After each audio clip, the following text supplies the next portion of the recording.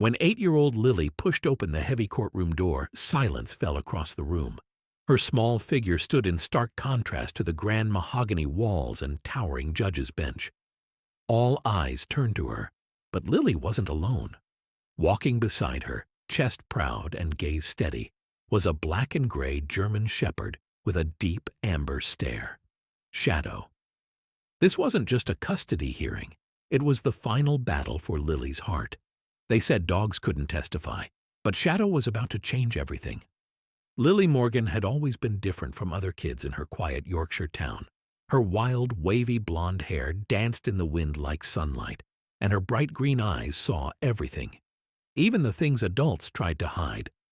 She lived in a small cottage nestled between rolling hills and thick woods with her father, Daniel Morgan, a skilled carpenter with rough hands and the gentlest voice. After her mother died of an unexpected illness, life dimmed. Lily's laughter stopped echoing through the trees. Her drawings turned to gray scribbles. Daniel tried his best. He sang lullabies out of tune, learned to braid her hair, and made pancakes every Sunday. But the grief was sticky. It clung to the walls. Then came Shadow. He wasn't bought from a breeder or picked from a shelter. He was found, abandoned and half-starved, on the edge of a forest trail during one of Daniel's morning jogs. Ribs showing, paws cracked, coat matted, eyes wary yet defiant. Lily saw him and said, "He follows us like a shadow." And so he became one. From that day forward, the dog never left her side. Shadow quickly adapted to their routines. He waited while Daniel chopped wood, followed Lily to school, and dozed under the porch swing as the family read books together. He had a way of looking directly into Lily's soul, understanding her unspoken words, comforting her without touch. When she cried quietly at night, he would place his head on her lap and stay there until the tears stopped. To the outside world, Shadow was a dog. But to Lily, he was everything: a brother, a guardian, a mirror of her pain and her healing. Their days followed a comforting rhythm. Mornings began with warm tea, scrambled eggs, and Shadow waiting at the door with leash in mouth. Lily had created a special route to school that passed through wildflower fields and a quiet stream, places only she and Shadow knew. At school, she was known as the girl with the dog, a child who didn't join group games but spent her breaks reading or sketching in a corner. She wasn't lonely. Shadow made sure of that. He waited outside the school gate every single day until her classes ended. Weekends were their sacred time. Lily would read aloud to him in the attic or write poems in her journal with Shadow nestled by her feet. Sometimes they camped in the backyard, roasting marshmallows while Daniel told stories about the stars. Once, Lily had a nightmare so vivid it made her scream. She dreamed of her mother disappearing into the woods, calling for help that never came. Shadow jumped onto her bed and licked her tears away. That night, he didn't leave her side for a second. She began drawing again. Bright colors returned to her sketches, and always, always, there was a dog by the little girl's side. But even in their little sanctuary, trouble finds a way in. One stormy Tuesday, Lily stood at the school gate in her yellow raincoat, the wind howling. Her classmates left with their parents one by one. But Shadow never came. Her heart pounded. She ran home through the pouring rain, clutching her backpack. The front door was ajar. Inside, things were broken. The coffee mug shattered, Daniel's phone buzzing on the floor. 2 police officers stood in the hallway. Daniel had been in a car accident. He was alive, but in a coma. Lily didn't cry at first. She simply whispered, "Where is Shadow?" He had run after the ambulance. He had chased it until his paws bled. Now he was being held in an animal shelter, classified as unclaimed. Emily, a social worker with kind eyes, came that evening. She explained Lily would be placed with a foster family temporarily. "You'll be safe," she promised. But Lily looked past her. "Can I bring Shadow?" "I'm sorry, sweetheart," she said. "That's not allowed." When officers tried to separate them, Shadow snarled and positioned himself in front of Lily. She sobbed, "Don't take him away." He's all I have left." Shadow was sedated. Lily held his paw as he collapsed. Lily was placed with a foster family on the other side of town, a couple named Carol and Peter Hawkins. Their home was tidy and quiet, filled with the scent of lavender and rules typed out on the refrigerator. Carol wore stiff blouses and smiled with her mouth, not her eyes. Peter liked newspapers and silence. They weren't cruel, just unreachable. Lily was given a bedroom with clean sheets and a view of the back garden. But it wasn't home. She didn't unpack her backpack. She didn't speak unless asked a question. She didn't eat much. At night, she clutched a balled-up hoodie that still carried Shadow's scent. It was fading fast. Days passed. The house remained still. At school, she avoided eye contact. Her drawings, once alive with color, turned to blank, unfinished sketches. Her teachers grew concerned. But when they called Carol, she only replied, "She's adjusting." These things take time. No one understood, except Emily. The social worker visited every few days, checking in with soft words and too many forms. But she noticed the hoodie, the silence, the sadness that seemed stitched into Lily's very bones. One afternoon, she sat beside Lily under the old oak tree in the foster family's backyard. "I went to see Shadow," Emily said quietly. Lily's head snapped up. "Is he okay?" "He's safe, a little confused. The shelter staff say he doesn't eat unless someone sits beside him." Lily looked down at her shoes. "That's because he's waiting for me." Emily nodded. "He hasn't forgotten you." Later that evening, Lily did something she hadn't done in days. She wrote a letter. "To whoever is reading this, Shadow isn't just a dog. He's my friend. He's my family. He helped me smile when no one else could. He knows when I'm scared. He knows when I'm sad. He never leaves me. Please don't give him away. Please don't forget him." Lily Morgan. She handed it to Emily the next day, eyes full of hope. Emily read it 3 times. She said nothing at first, but when she finally looked up, her voice cracked ever so slightly. "You have a very strong voice, Lily. Maybe it's time others heard it too." Over the next weeks, Emily started making calls. She looked into legal avenues. Technically, Shadow was still Daniel's dog, and Daniel was unconscious. That made things complicated. The law didn't exactly have a clause for emotional support from a fiercely loyal German shepherd. But Emily kept pushing. She talked to shelter staff, lawyers, even child advocates. She began preparing a case. In the meantime, she helped Lily rehearse. "How would you explain to a judge why Shadow matters?" she'd ask during visits. Lily always paused. Then she'd say something like, "Because when everyone else went quiet, he stayed." Or, "Because I don't dream about my mom when he sleeps next to me." Or simply, "Because I love him." Each time, Emily would smile a little more. They began practicing in the evenings. Emily brought flashcards and helped Lily speak confidently, even when her voice shook. The Hawkinses didn't understand what all the fuss was about. "It's just a dog," Peter muttered once. But Lily knew better. Shadow wasn't just a dog. He was the thread that kept her heart from unraveling. And she was ready to fight for him. Emily wasn't the kind of social worker who just filled out forms and nodded politely. She had seen too many children slip through cracks, too many voices ignored. And something about Lily, about the way she clung to that fading hoodie and spoke of Shadow like he was stitched to her soul, awakened something in Emily that had long been dormant. She began to advocate not just as a professional, but as a human being. She researched case law deep into the night, sipping lukewarm tea in her cluttered flat. There was no exact precedent for a child petitioning for the return of a pet while in temporary care. But she found cases about emotional well-being, trauma recovery, and animal-assisted therapy. She pieced together a legal argument with threads of compassion, and still, it wasn't enough. That's when Emily visited the shelter. Shadow had changed. He wasn't aggressive, but he wasn't himself either. He didn't bark when she entered, didn't stand when she approached the cage. Just lay still, eyes fixed on the door, ears twitching at every hallway footstep, as if waiting. Emily sat cross-legged on the floor just outside the bars. "She misses you," she whispered. Shadow blinked. "She's fighting for you." He exhaled, long and slow. Back at the foster home, Emily began coaching Lily seriously. They practiced answering questions, projecting her voice, sitting with her shoulders back and head up. But more than that, they worked on truth.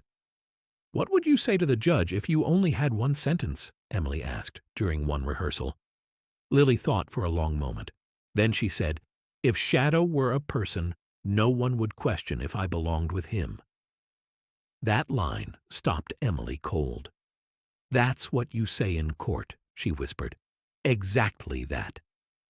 Emily also visited Daniel in the hospital, reading him updates aloud, even though he couldn't respond.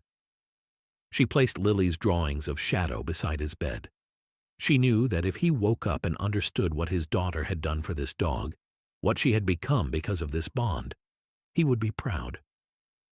At one point, Emily confided in her colleague, "I've worked in this system for 15 years. I've helped reunite families, secure adoptions, remove children from harm. But I've never seen anything like this. Lily's not just asking for a dog. She's asking to be whole." The courtroom date was set. Lily began to sleep again. She dreamt of Shadow, not lost or locked away, but running free beside her through a golden meadow, his tongue out, his tail wagging, the world opening wide. The morning of the court hearing dawned cold and windless. Fog curled low over the town, wrapping rooftops in a pale gray hush. Lily stood by the window of the Hawkinses' home, already dressed in the navy blue cardigan Emily had helped her pick out. It wasn't new, but it was neat, clean, serious. She gripped her sketchbook in one hand, a single drawing inside. Her and Shadow, sitting under their favorite tree. It wasn't for the judge. It was for courage. Emily arrived just before 9 a.m., her car warm and smelling faintly of lemon soap. Neither spoke much on the drive. Lily stared out the window, watching houses blur into hedgerows and hedgerows into quiet city streets. The courthouse loomed ahead, tall, gray, and intimidating, the kind of place that made grown-ups lower their voices and children disappear into their coats. Emily knelt down beside Lily before they entered. "You remember what to do?" Lily nodded. "And what do we do if your voice shakes?" "I keep speaking anyway." "That's right." Inside, the courtroom was a different world. Cold benches, high ceilings, the hum of fluorescent lights and the soft shuffle of papers, people in suits, clipboards, stern faces. Lily was led to the witness stand. She climbed the steps slowly, her small hands trembling as she clutched the edge of the wooden rail. Her feet didn't touch the floor. Across the room, the judge adjusted his glasses and looked down at her over the rim of his file. "Miss Morgan," he said gently, "do you understand why you're here today?" Lily nodded. "Yes, sir." "And can you tell me, in your own words, why this hearing is important to you?" She swallowed. And then, clear as a bell, she began. "When my mom died, I stopped laughing. I didn't want to play. I didn't want to talk. Then Shadow came. He didn't talk either, but he listened." A murmur moved through the gallery. "He came when I cried. He stayed when I screamed in my sleep. He never left. When my dad got hurt and I had to go live somewhere else, Shadow tried to stop them from taking me. They had to sedate him. And now he's in a cage, and I'm alone." Her voice cracked, but she kept going. "If he were a person, no one would ask if we should be together. But just because he has paws and I have hands, people think he doesn't matter." The judge leaned forward slightly. "What would it mean to you to be reunited with Shadow?" Lily looked him in the eye. Her voice was steady now. "It would mean I'm not just a file or a placement. It would mean I still have family. It would mean someone still remembers my heart." There was a long silence, and then Noise. A sudden burst of commotion at the back of the courtroom. A metal door creaked open. A handler, one of the shelter volunteers, came stumbling through, leash taut in his hand. Shadow had slipped free. He saw Lily, and nothing else. He bolted forward down the aisle, his claws clattering against the tile floor, tail like a flag behind him. The courtroom gasped. "Shadow!" Lily shouted, dropping her sketchbook. He leapt onto the platform beside her, knocking the microphone askew. She wrapped her arms around his neck, sobbing into his fur. Shadow licked her cheek once, then turned and placed himself between her and the judge's bench, his body tall, his head high. A silent protector. The judge stared at the dog, then at the girl, and finally he took off his glasses and sighed deeply. "Well," he murmured, "I suppose we've just received the most compelling testimony of the day."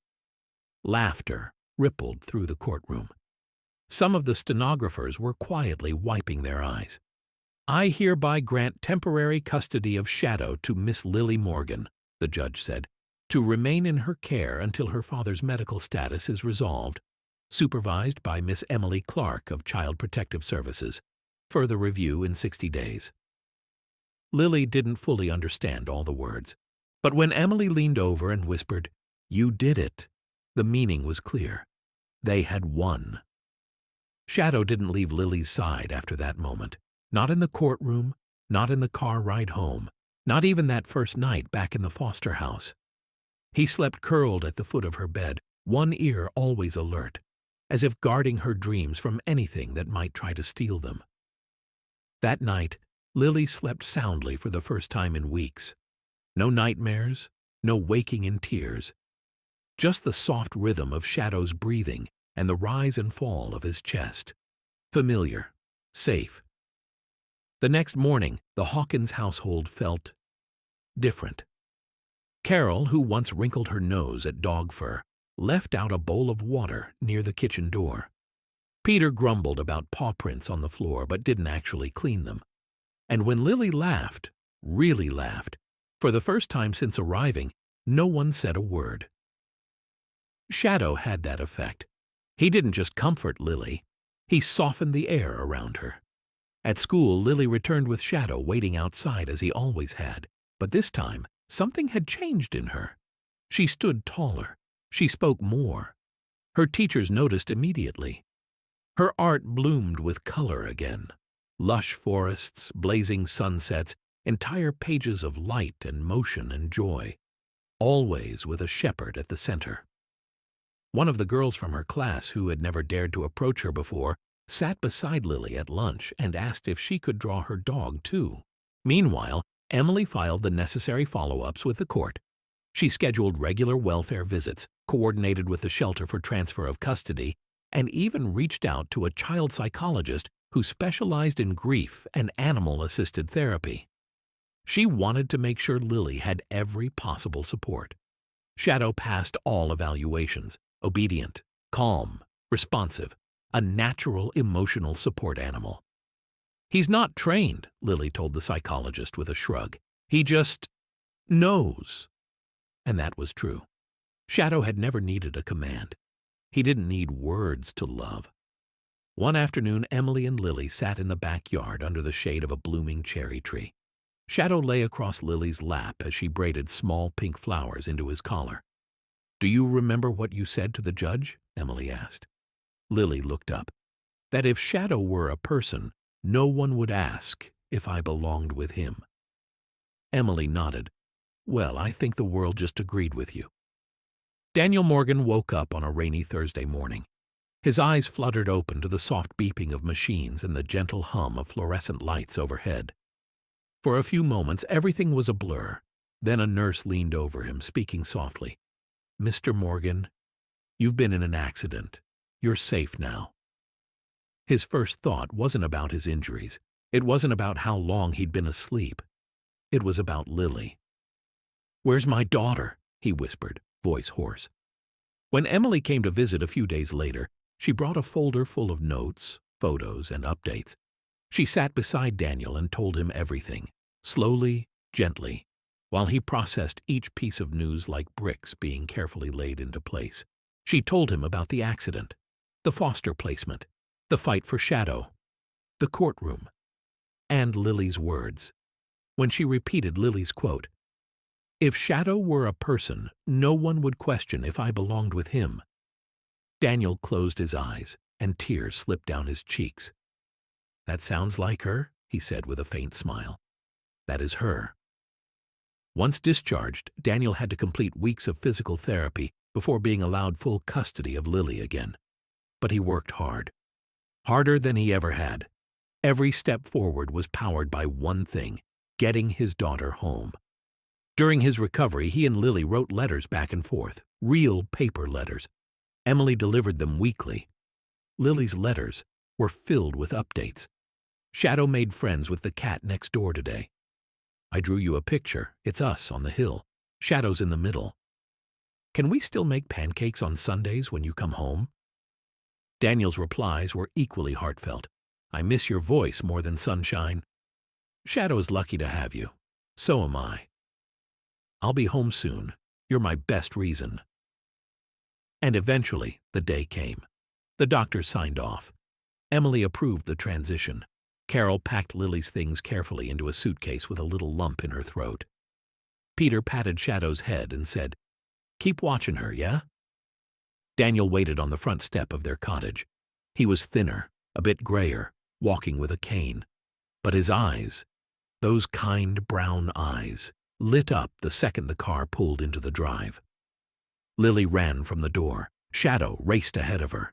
Daniel knelt as best as he could. They all collided in the middle of the path. One tight, trembling bundle of arms, paws, and tears. No words. None needed. That night, in their own home, Lily unpacked for the first time in months. She placed her sketchbook on her desk, her hoodie back in the closet, Shadow's bed, though he never used it, by her own. Daniel made pancakes. They ate breakfast for dinner, just like the old days. Shadow rested under the table, tail gently sweeping the floor. The storm had passed. They were whole again. Life didn't magically return to what it once was. Grief doesn't vanish. Trauma doesn't forget. But healing, true, deep healing, had begun. Lily wasn't the same quiet, hollow-eyed girl who had walked into the courtroom weeks ago. She had found something powerful in herself, a voice, a courage that surprised even Emily. She spoke with more clarity now, more intention. Her drawings no longer just featured forests and silence.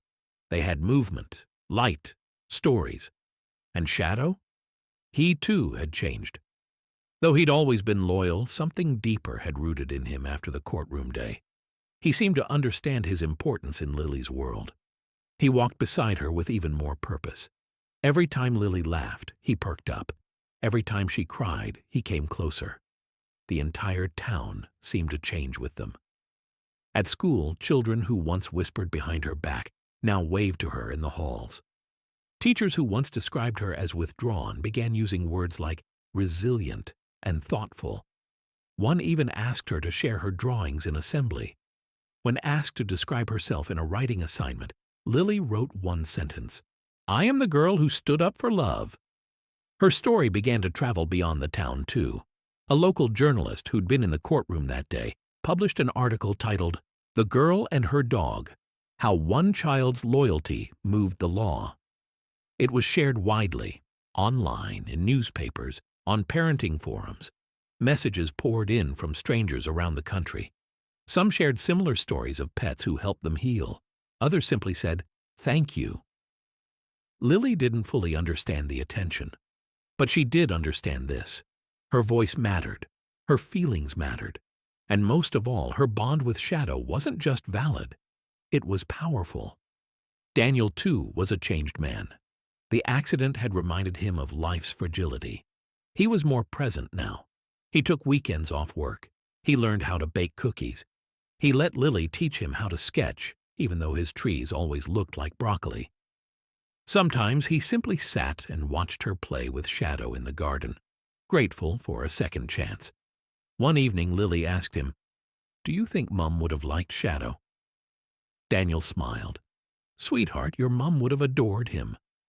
And she would have, because Shadow wasn't just a dog. He was a protector, a healer, a quiet force of nature who carried Lily through her darkest nights, and in return she fought for him with every ounce of her tiny but mighty heart. They had both saved each other. Not all families are built from the same mold. Some come together through blood, others through circumstance, but some are stitched together by something quieter, something stronger, like loyalty, like trust, like the unspoken promise of a dog who chooses to stay even when the world tries to pull him away. Lily and Shadow's story wasn't just about a little girl and her pet. It was about what we fight for when everything else has been taken. About how love, real love, doesn't need to speak to be heard. Shadow didn't need to say a word to show Lily she mattered, and Lily didn't need grown-up permission to know that Shadow was family. They reminded us that grief doesn't make us weak. It makes us brave. That healing doesn't always begin with medicine. It sometimes begins with a heartbeat beside you in the dark. And that sometimes the most powerful stories don't come from kings or warriors, but from an 8-year-old girl and the dog who never let her go. If you've ever felt lost, if you've ever clung to something or someone who brought you back, then you already know. Love doesn't have to be loud enough. It just has to stay. If Lily and Shadow's journey touched your heart, if you found yourself holding your breath in that courtroom or wiping away a tear when they finally reunited, then this story was meant for you. Because somewhere there's another child clinging to hope, another animal waiting behind a shelter door, another bond just as strong, just as quiet, just as real. You can help these stories be seen, be heard, be felt. So please like this video if it moved you. Share it with someone who understands that family doesn't always look the way we expect. And subscribe to this channel for more true stories that remind us what it means to be human and what it means to be loyal. We believe in the power of small voices, in quiet courage, and in the kind of love that never lets go. Thank you for watching. And remember, sometimes the greatest heroes walk on 4 legs. And sometimes they lead us home.